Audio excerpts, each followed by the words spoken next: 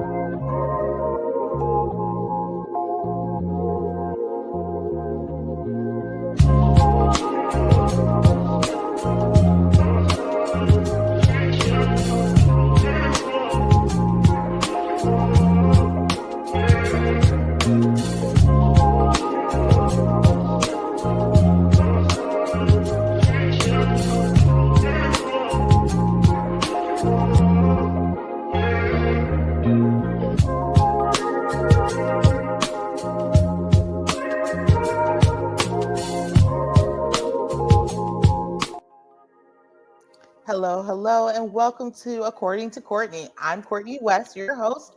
I am a full spectrum doula educator, doula mentor, nurse, mom, and a lot of other things in between.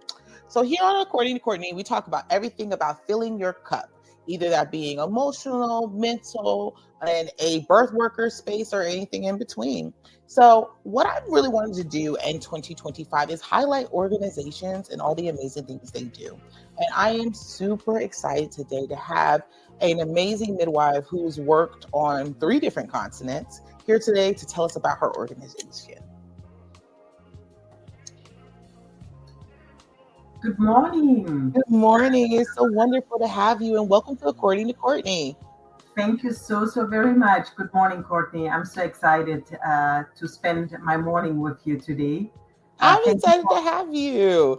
For having me. You're so welcome. Thank you for being here in the space. So how I love to always open up the space, I always start off with the same 3 questions. It is, what is your name and the origin of your name? Where are you from and where are your people from? And then what do you want to leave today in this space? Wow, those are easy to answer questions. My name is Khamissa Keita. The name originally is from Mali. Mali is in West Africa. The name is the name I inherited from my grandma, actually, and it has a little bit of an Arabic intonation because the pronunciation in the village where my dad comes from, it's gonna be pronounced Khamissa. So the H is silent, but they will say Khamissa, and Khamissa in Arabic means actually the 4th. So I guess my grandparents found either my grandma was the 4th born or somewhere up, but that's how the name descended. It doesn't have any other meaning than really the relation to that number, Khamissa. My last name is Keita, which is a very recognized last name in Mali. We know about Sundiata Keita and the Mali Empire back in the 1600s, but I am not much recognized descendant of that anymore. But yeah, so I am from Mali. My origins are a little bit split in a sense of, like, my dad is from Mali, Africa. I spent my youth there really until I was 18, and then traveled to Germany, where my mom is from. My mom is from East Germany, close to Berlin. And this is why I really had the privilege and the chance to grow up with those by background. I grew up bilingual and had a chance to share the 2 cultures as growing up.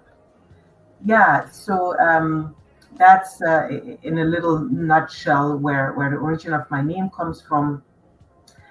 Today, I am here seeing you in the frame of my profession as a midwife, and I absolutely love the work you're doing in the community and how you're touching families and moms and babies and improving maternal health and maternal outcome in the community of yourself, but really Florida-wise. I feel very blessed to be part of that coalition of strong women that I had a pleasure to meet since I moved to Florida.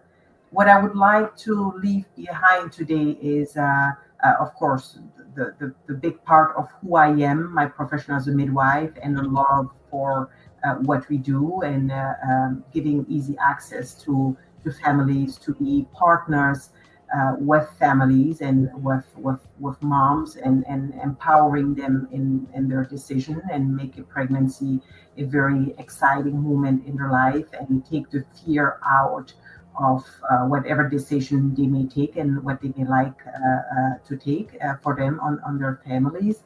That is my passion. That's what I've been doing since 1997, when I graduated as a licensed midwife in Germany. But also today, really kind of curbing a little bit the trajectory to the nonprofit organization that I support with all my heart, that's active in the local community here in Zephyr Hills, but also with big ambition and big project and vision for Mali, Africa. I love that. That is like one of the best openings I've had. I was like, yay, all the things. I love that. And you had actually talked on it a little bit. I would love to hear a little bit of your background of how you got into midwifery. Yeah, so that is also really, how we said, as a young teenager, you have different professions in mind, and then life happens and your trajectory changes a little bit. That really applied to me. Like I say, I grew up in Africa. I've been living in Africa, since I was a baby. Really, my parents migrated back to Africa. I was born in Germany, but at the age of 3 months, my parents went back to Africa, where my dad was from. And all what I knew growing up was the African culture, of course, with some sprinkle of my mom's culture. So I was always surrounded by big families. My dad is one out of 12 kids. My cousins are big numbers. So always celebrating holidays in big numbers, a lot of kids always at the dinner table. So it was big families was really what I knew. And that was for me the picture of what families are supposed to look like. A lot of kids. So I always had one of my cousins that was either pregnant or had a baby. There was always a celebration of a birth, or somebody being pregnant. So it was such a natural occurring to me, that I really saw the wanting to work in that field. And then when I was I would say probably when I was 12, I had a little bit of a traumatic experience, where I really experienced a miscarriage of one of my cousins. So she was trying to get pregnant for many years, and always ended up in miscarriages. And as a teenager, waking up to her crying and screaming, and blood all over the place, and we were just us at the home, nobody there, no car to be able to take her to the next hospital. And she really lost a lot of blood, and barely really was able to be saved after some neighbors came with a motorcycle, and they were able to transport her to the hospital. So that really, I think, put a big scared and fear, and not understanding what was going on, that it really, I decided to do later on in the medical field. My vision was always, I want to be working in the medical field, and I want to be helping families, or people at first. It was not even only targeted to women at that time. That kind of elaborated a little bit later. And that's how I decided, when I went to college, to pick up science classes, and to focus more on science classes than literature classes. And then when I graduated high school, I applied for one of the school in Germany, because I always had a wish to continue my education in Europe, just having easier access, better education. Both of my parents were educated in Europe, and were very encouraging in going abroad to get that education, with the vision, of course, coming back and serving in your country, which my dad did, and which I'm very proud of him doing that step and returning and bringing back what you really acquire and knowledge and advancement. Mm-hmm. Then I went to Germany and started studying medicine for a few years. I didn't feel very much connected to that, and then later on switched off into the midwifery field after working in OB and obstetric in Mali as one of my internship with one of the doctors there. I really felt the passion of labor and delivery, and I loved working there, and I loved the help we can provide to family and how much it means to families to have a healthy baby, to be able to take a healthy baby home, and specifically to be able to take the mom home with them, because certainly was not always the case.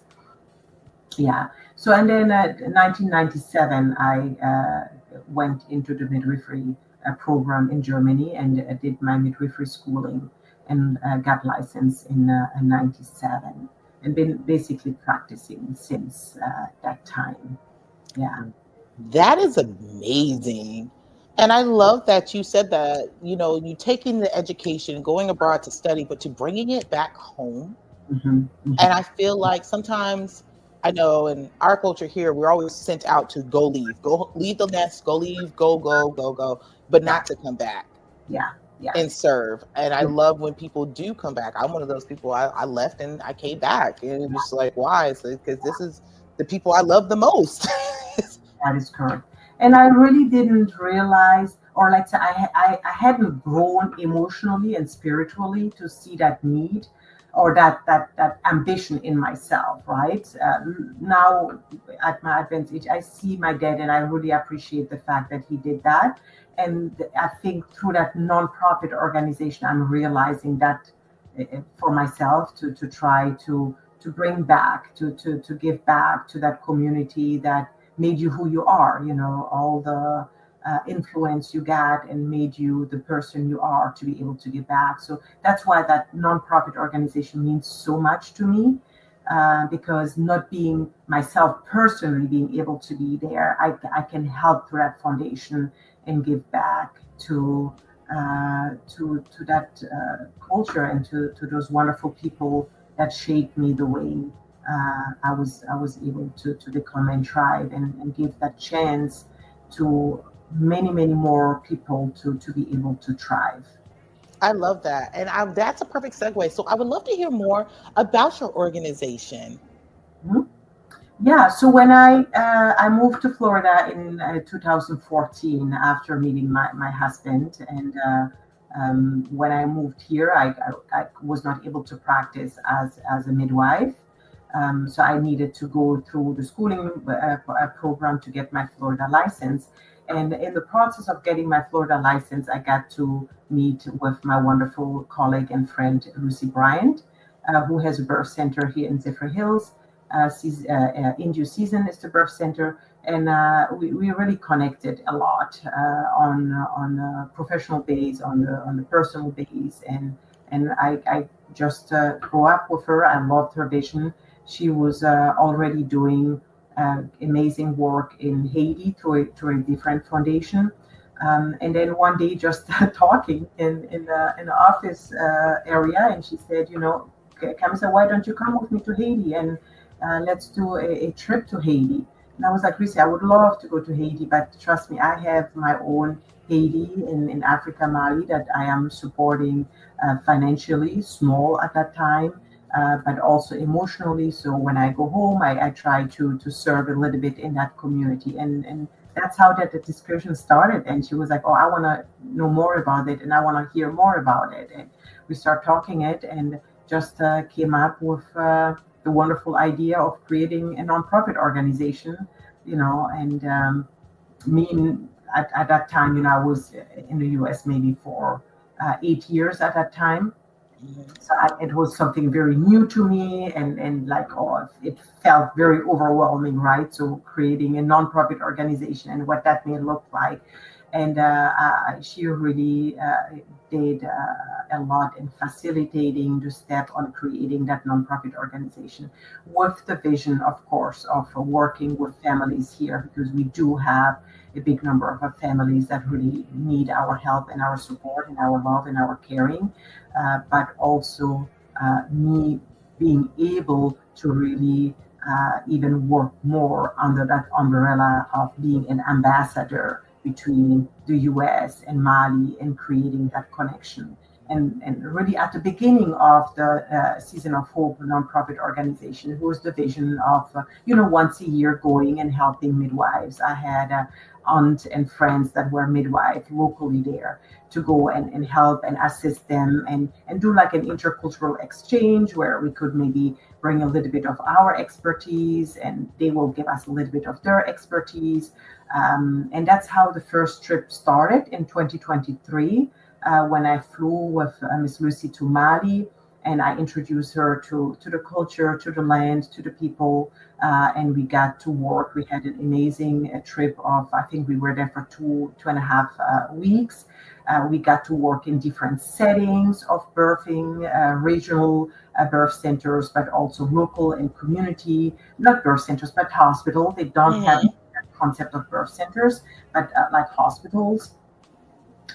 From a hospital that has probably 400 deliveries a day down to a more smaller regional birth facilities that may have 10 births a day. So to see those differences, it was a lot of shock and a lot of really realizing how much the need really is locally.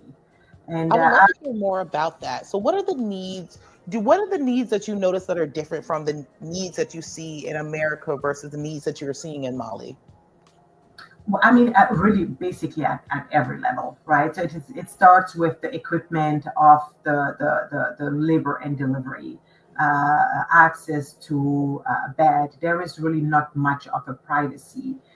You have a big hall that is completely tiled from the floor to the walls and just separated by little, half walls or sometimes just a curtain. And you have 4 or 5 beds in a row, and the care provider will move from one mom in labor to another mom in labor. So the equipment, the facility, not having Dopplers to listen, to not having enough people working. You have one midwife that's taking care of 5-6 moms at the same time. One operation room that is only available. So if there are multiple cases that need either a backbone extractions or a C-section, there is going to be a waiting time that goes with that.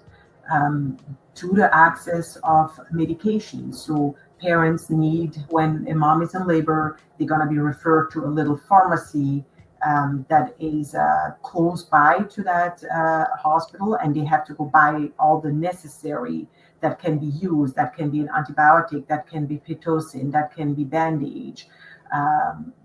Most families don't even have that. Most moms have not have any care, neither do they have ever an ultrasound, because those are all payment out of pockets. A lot of families or moms will come from the villages. So that, for example, is one of the smaller birth units in Kabbalah, which is the region where we are planning on building that birth center. And that is the lead midwife, Lucy, and myself. And that is one of the sponsoring we did that year, 2023, where we kind of gave an AC. None of those birth rooms have an AC. So women are sweating with those, you can imagine 80 Fahrenheit, 90 Fahrenheit temperatures giving birth. So very, very hot conditions, warm conditions that increases the probability of dehydrations, that increases the probability of postpartum hemorrhage, and so on and so on. So that is what we realized, and then come to talk with families and talk about survival rates of kids. We met with families that had one miscarriage after another or lost due to conditions that are very common. That can be malaria, toxoplasmosis, hepatitis C, hepatitis B infections that are very common. But very often stuff that can be easily treated, like postpartum hemorrhage, that can be treated with the proper medication, with the proper assessment, to pregnancy-induced hypertension that in our world are easy to manage and easy to treat as well. Access is a big problem. So by the time the mom comes to those birthing unit, they are very already advanced. So the care you can give is very limited because most of them are ready to push, right? So that is a mom we met in 2023 that actually ended up sadly with a fetal demise, and that was her seventh fetal demise due to toxoplasmosis that was never treated because she never had the money for the medication. And we were able to do a 1-year treatment for her through the Season of Hope Foundation, sponsored a year of treatment for the toxoplasmosis. My latest news are that she has not had a viable pregnancy even to today. Oh wow. Yeah. So What is so we can share with other people too. So healthcare over in Mali is that everything is paid for out of pocket? So yes, in 90% of the cases, everything is paid out of pocket. There is a state-funded health, right? So a minimal state-funded health that families can apply due to their social economic state, and that will pay for the birth. So the birth in the birth location that can be taken care, but all the medications that you needs to be provided by yourself. That can be pads, that can be any hygiene stuff that you need, you have to provide that. The hospital doesn't provide food, so you have to nourish your own families. If you need IV, you have to pay that. But the stay and the birth itself can be covered by governmental support. And then you have the families that are a little bit more socially stable or financially stable. They will decide to deliver in private clinics. So you have private clinics that will have better care. They have ultrasounds. They will monitor you for 24 hours. But that is really a financial burden that I would say probably less than 10% of the local community can afford. So those big regional hospitals or community hospitals are very well visited by low-income families, and that is really the sad reality. And that brings those horrible statistics to light. With I was just looking at a new statistic right this morning, so I'm showing here 1 out of 32 moms in Africa, specifically in Mali, will die under childcare. So 1 out of 32 live birth. So that are horrible numbers that we can really change if we gave more access, if we gave more trained personnel, if we gave more midwives that are aware, that can monitor. When we go, we take blood pressure measurement because there is one blood pressure measurement for a whole floor. We brought Dopplers. Some of the trained midwives have never even listened to a Doppler. They use stethoscopes, that's what they use, which is good because it doesn't use batteries. And in the villages, you don't have battery, and the humidity may destroy those devices quick. But all that takes a time to assess for fetal bradycardia and to be able to react in a timely manner. So we brought that. We brought medications, pitocin, and other medications as well. So to see what is possible to really save life and to feel like we could really save way more life is really the goal and the driving force behind that organization. And really the legacy that I wish we can get more people on board. I want to us to reach hands and to join our effort, and as many people as are out there that want to help and support us in that cause, just to do good, if you compare the expenses we have here, life is hard on everybody, but with $150 we can cover almost the whole care for a mom. Really?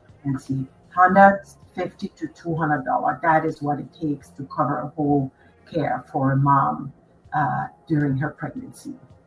So we were able to support 10 moms when I went back in 2024, support 10 moms. But that is just, of course, a drop of water on the hot stone. So this is why that vision really came on.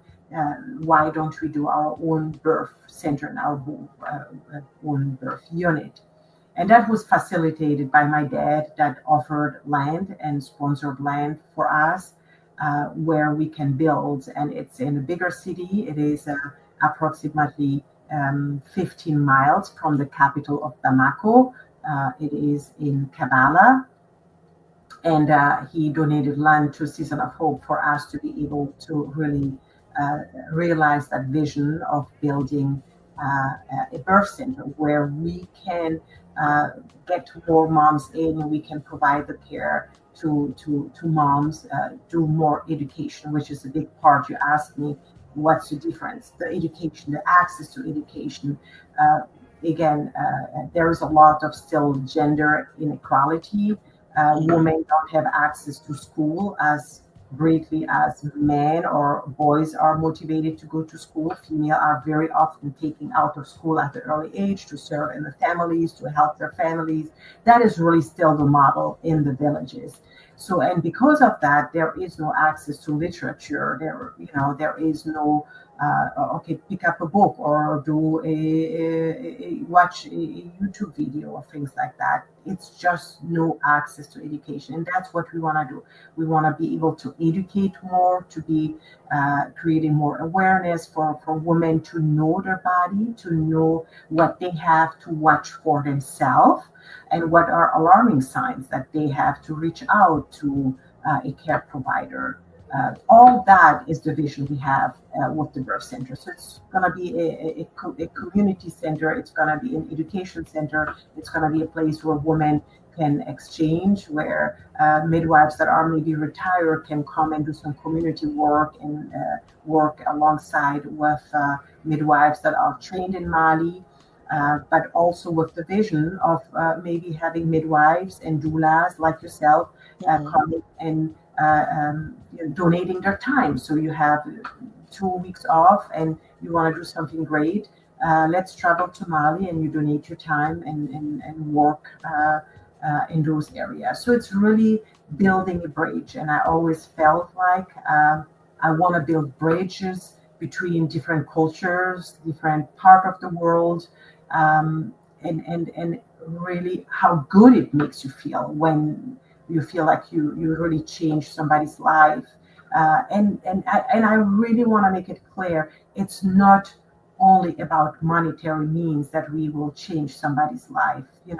And there are so many other aspects of life where we can reach out to somebody, just encouraging words, or just come and meet us, the team, or come and participate with the work we do here. Give your time. Come and participate in the events we do to raise money. We have right now a event. You can see all those events on our website, posted on our website that you can join. We have a bowling tournament for families coming up in June. So come and have fun and join us.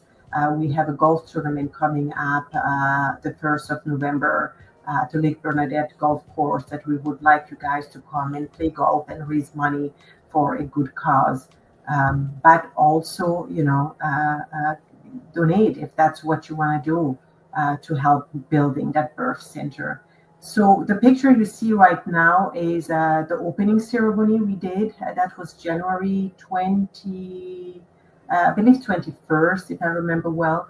The layout, what you see here is the layout of the birth center, the architecture, how it's going to look like. So the bottom floor are going to be the place of delivery. We have big, we call it hacienda, like open areas where air will flow because it gets very warm in Mali, where families can sit and talk about that that is the beginning of the constructions, the pouring of the sidewalls. The construction model is a little bit different than in Europe, but you can see workers defining the borders of what that birth center is going to look like.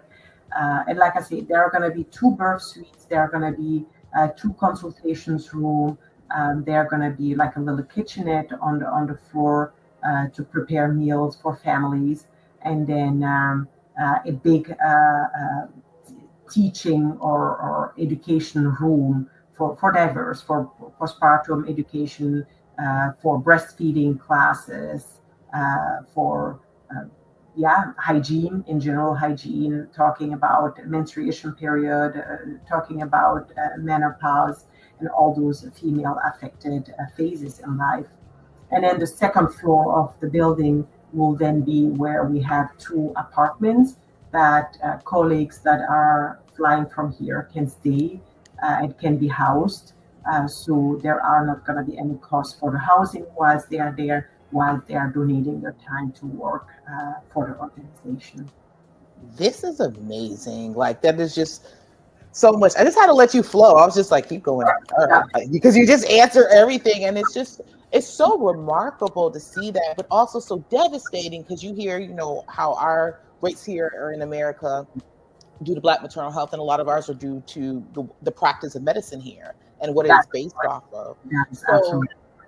What my question is then is like, this, Africa is a rich country and people forget that. It's like, it's a very rich country. It has a lot of resources. Why do you feel healthcare is set up like this over there? And why is there not more access to healthcare? And then also, what do people do without it? Is it just like you just hope your family can know how to birth a baby and you're just do it on yourself? Mm-hmm. Yeah. Those are very, very good, very good questions and important questions. I want to take a little bit the first question you asked about, Africa is a rich country. I want to kind of postpone that question because we're going to go politically on that. I understand. Africa is very rich in the resources. Yes. Yeah, we have a lot of resources that have never been exploited the right way. But that's going to take us into a very different conversation. The healthcare system is the same. You have to think about it's the highest magnitude of what you can imagine what's happening here in the US, right? So we have in US, we have regions that are isolated, that don't have access to hospitals, that are more rural, where you have more midwife having access to families or physicians that have to travel because there is an hour drive to the next hospital. But still in the US, you have a car that you can take. In Mali, there is no car. Some families may have like a little moped or a little motorcycle. Other families don't just have a little horse or a chariot to take the family. So the accessibility is a big problem. Okay. Villages are far from hospitals. The big hospitals that have advanced technology that will perform C-sections are in the capitals or in the bigger regions, but most of the populations are still very rural and living outside of those big centered areas. So there are complications that are known in the pregnancy in the villages. A lot of family members will have their family come in the bigger cities to have better access to that hospital access. But still, it is a lot of money that needs to be paid because there is no standard healthcare system. Like here, people can't just sign up for health insurance. There is no model of health insurance that is taking over everybody. People that work in the administration field, that are hired by the administration, that can be in the political field, or people that work at banks or school or teachers, they have, through their professional life, they can pay into a pension, and the pension comes with a health saving account, right? That will cover some parts of it, but most citizens are still rural. There is less than 25% of the population in Mali that is in governmental employment system. Oh, wow. Okay.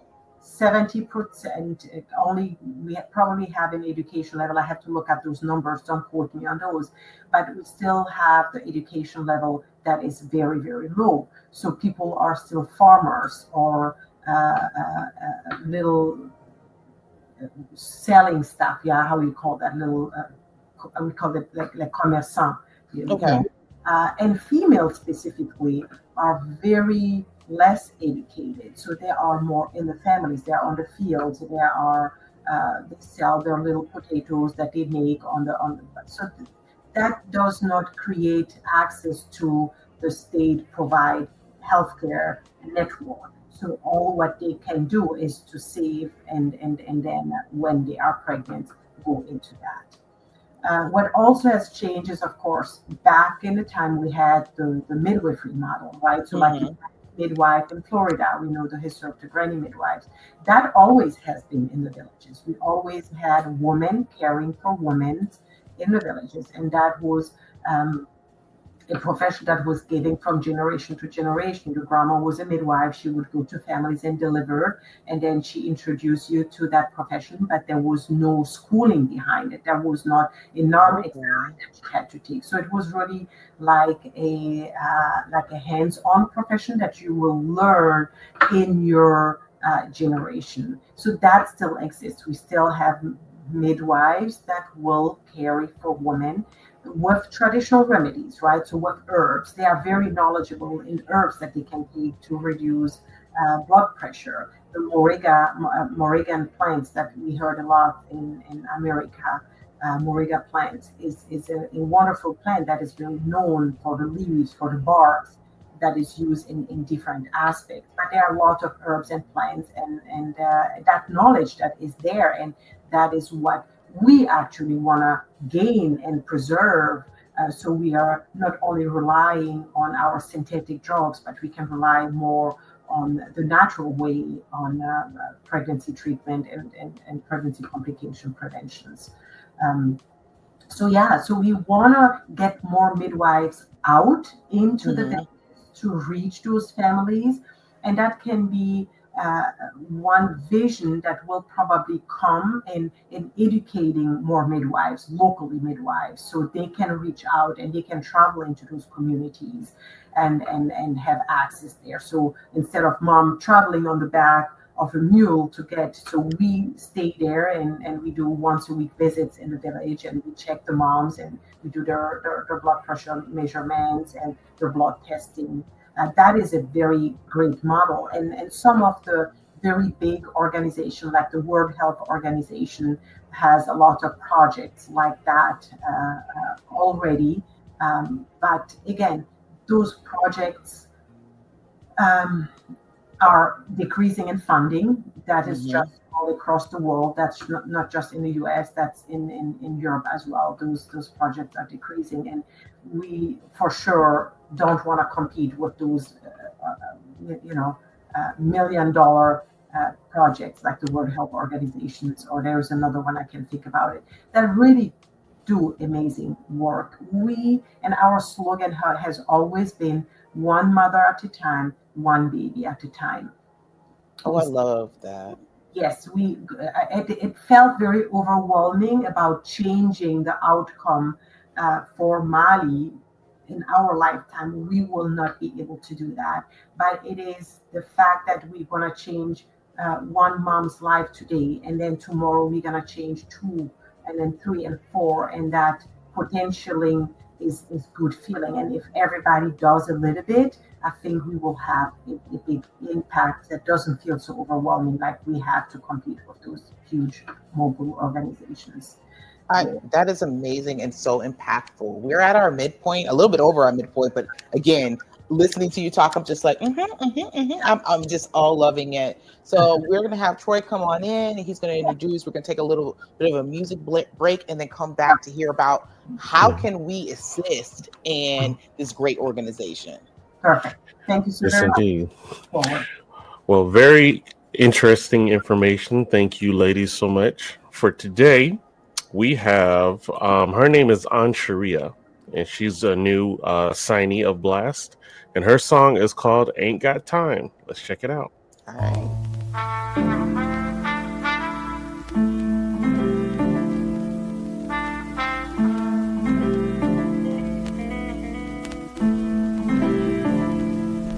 The beginning and no end, and middle ground tailspin. We're moving.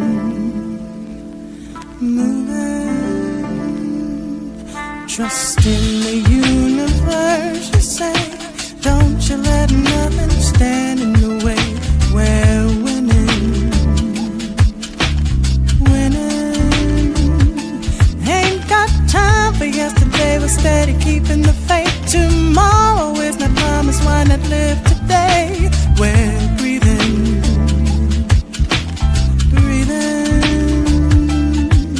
Crisscrossing is not shoes. Wrong path, now what to do? We're cruising.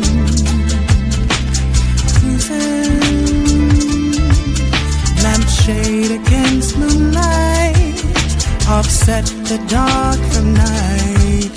We're gleaming.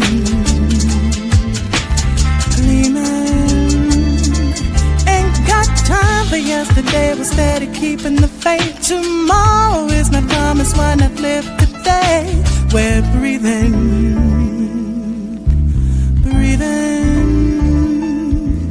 Prude clicks and passers by. Can't dream life beyond the skies. They're losing. Soft lips behind the lies, hate resting in their eyes. They're scheming. Ain't got time for yesterday. We're steady keeping the faith. Tomorrow is not promised. Why not live today? We're breathing. Ain't got time for yesterday. We're steady keeping the faith. Tomorrow is not promised. Why not live today? We're breathing.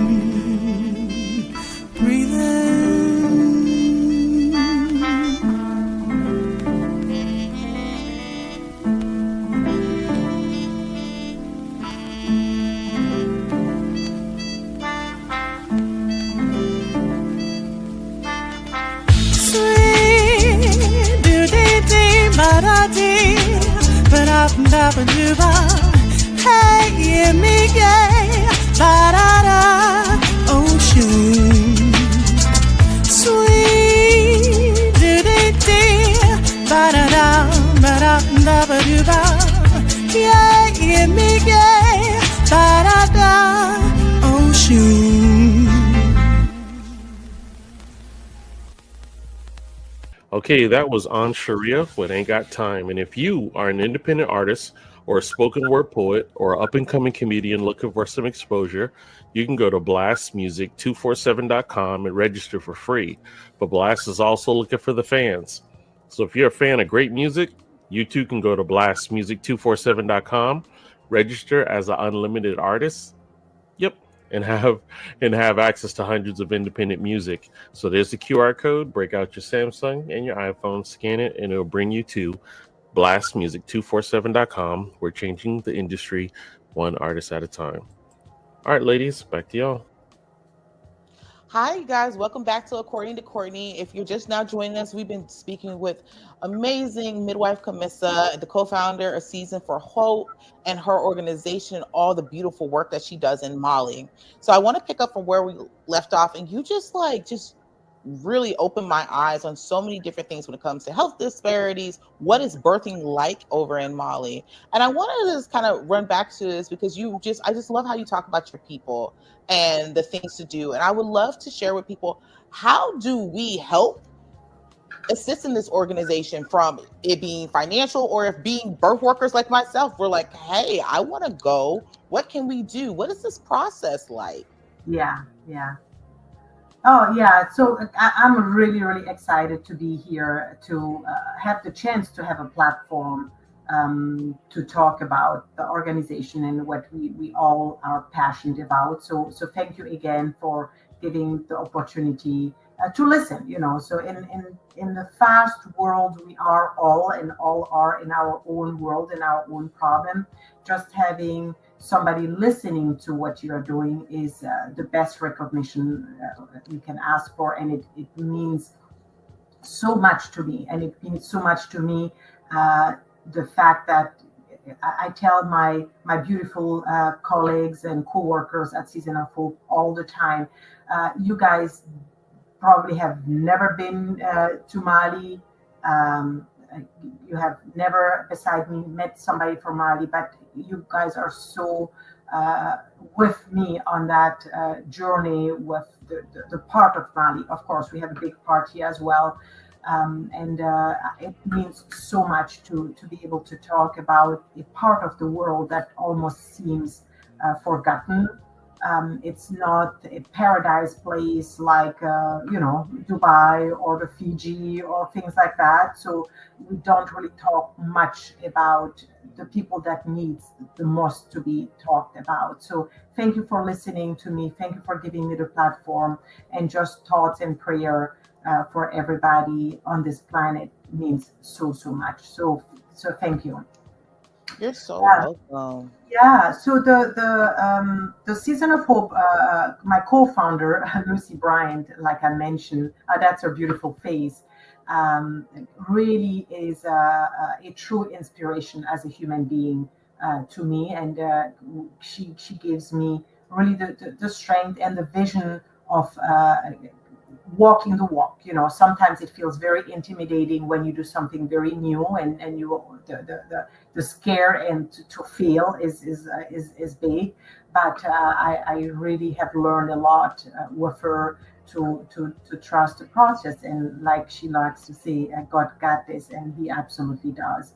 That is Miss Lucy with three of the midwives we met at the smaller birthing unit in Mali, Bamako, and they. You can only imagine how grateful they are for us to come and work with them, and just show them trick. And sometimes it's mind blowing how in different cultures we look at something and there is a way of interpretation that we have never thought about, that we, because we are so medicalized and we are so technology advanced, that we lose, that is the sense of using our eyes, our hands, observing little details that we forget because we are so relying on the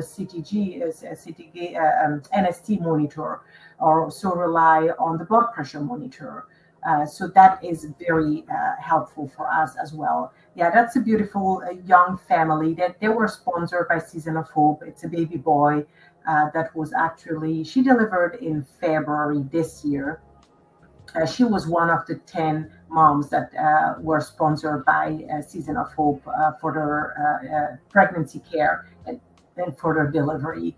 And those parents will stay in touch with the local midwife that really represent the organization there, and really keep us posted about the kids, how they progress, what their vaccination status is, and their visits and so on. So to really be part of somebody's life at that early age is so meaningful.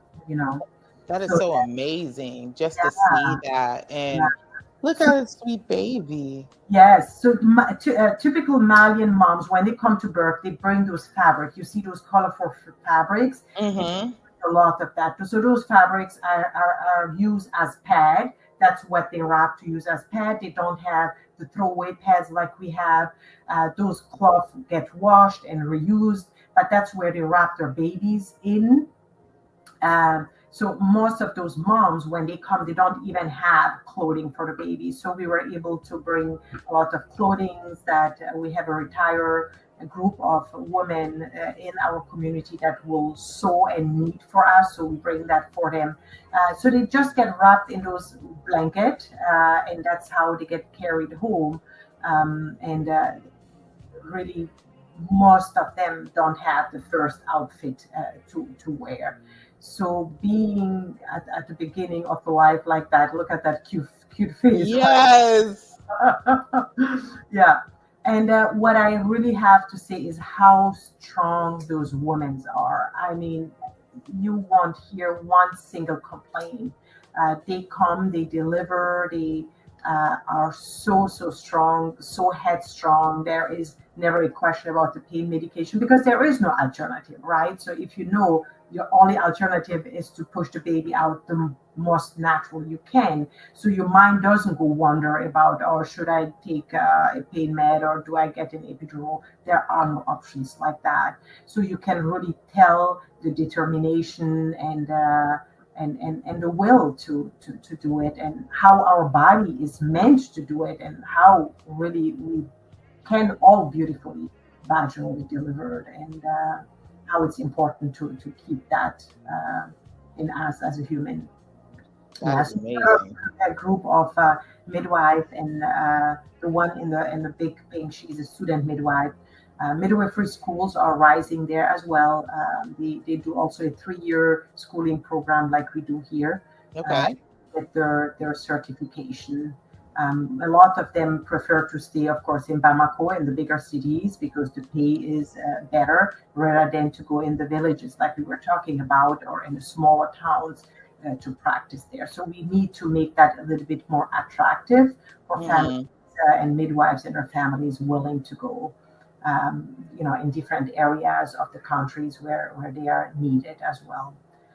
But very, very welcoming. So they will introduce us, they will try to translate. Luckily, I speak Bambara, so I can communicate with the moms and the families. 80% of people in Mali will speak Bambara, which is one of the language spoken in the wide West African region. Mm-hmm.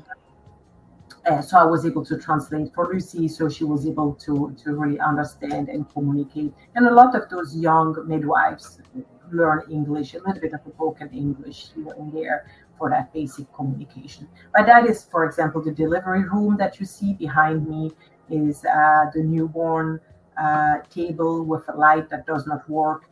And then you see just like a little piece that is the delivery chair. We want to open it up to be more different positions of deliveries, to be able to deliver a squatting position. Of course, they don't have water birth like we have here at our beautiful birth center here in Zephyr Hills. Those options are just not possible, and but that can change. We can offer water births at our birth centers. So, and that's why we want to bring the innovation, the way of being more there for moms and giving them different ways and options to deliver and to experience and stay in control of their birth and their birth journey. That is so amazing. So how do we give? People want to give. People give in different ways. Some like to give financially. Some people love to give their time. How do we get in contact with you guys, and what can we do? Yeah. So giving looks very, very different ways, right? So I will start. Please, everybody, keep us in your mind and in your prayers, and whatever that prayer may look like for you. To just pray for a successful moving of the organization, for a peaceful growth of the organization, for safe for all the members. But beside that, please, you can come and join us. If you go on our website, seasonofhope.org, we have a link where you can actually apply to be part of the organization. You can be an active members and come to our meetings and bring all the suggestions you have. If you have experience in nonprofit organizations and you know how to apply for grants, that will be absolutely great and helpful.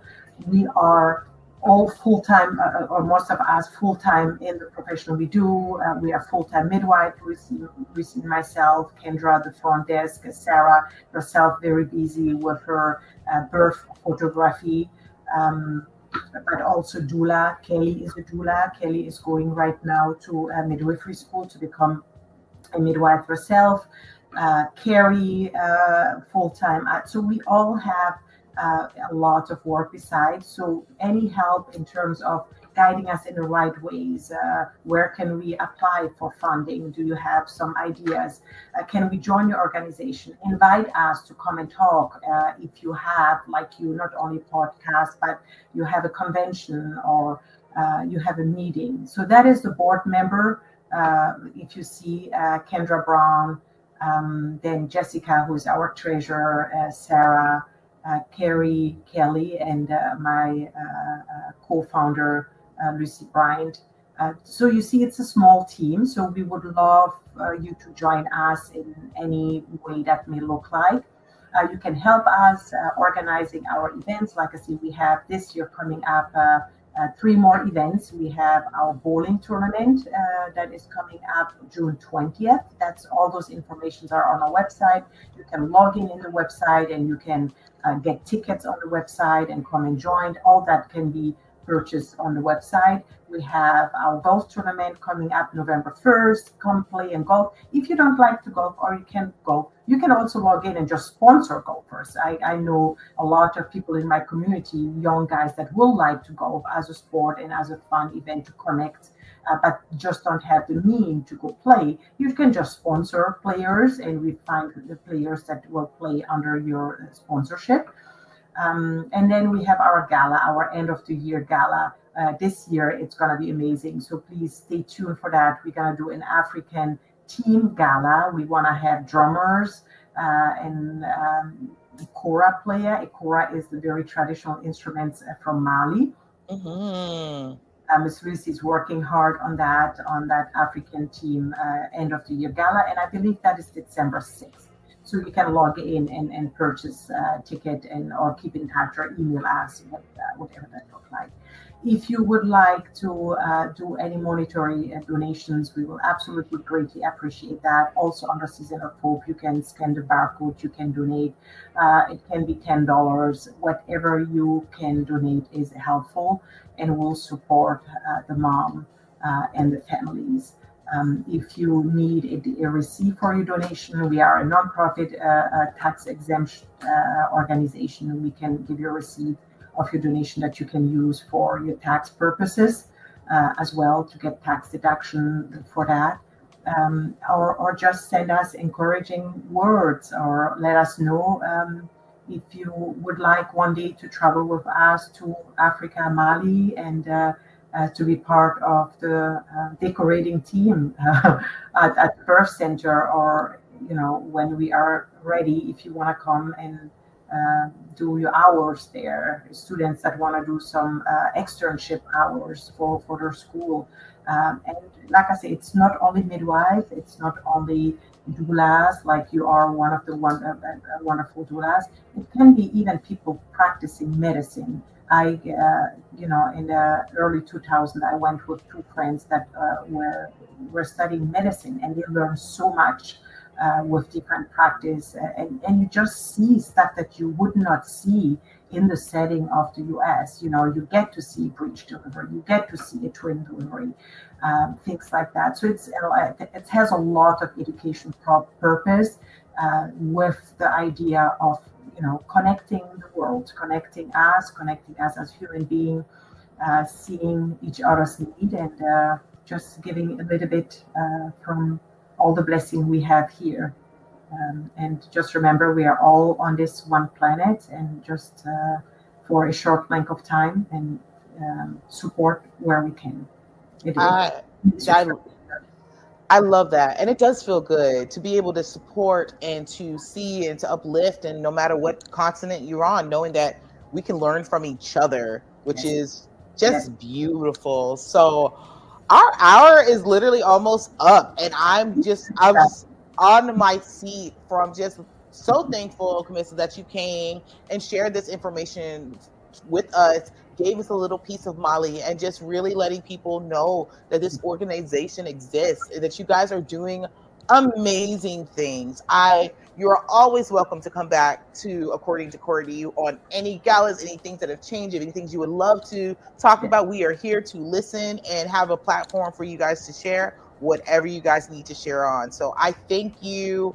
I would love that. Thank you so very much. I would love that. And I know next time we are in Mali, we're going to do a live recording from Mali and take everybody live on the ground and have everybody be part of that amazing transformative journey.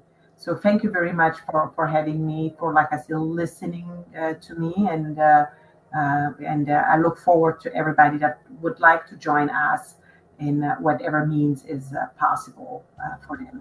Thank you so very much, Courtney. It was a pleasure.